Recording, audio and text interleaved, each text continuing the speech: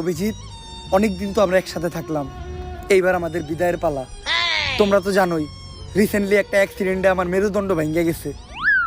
Sir কি এর accident করছেন? ডাব চুরি করবার যা ধরা খাইছেন, মাইনছে বাইরে মেরুদণ্ডের হাড় ভাঙিয়ে দিছে, শুনছি না আমরা। যাই হোক দয়া, এই ভাঙা মেরুদণ্ড নিয়ে তো আর সিআইডিতে কাজ করা সম্ভব না, তাই আমার বিদায় নিতে হইব।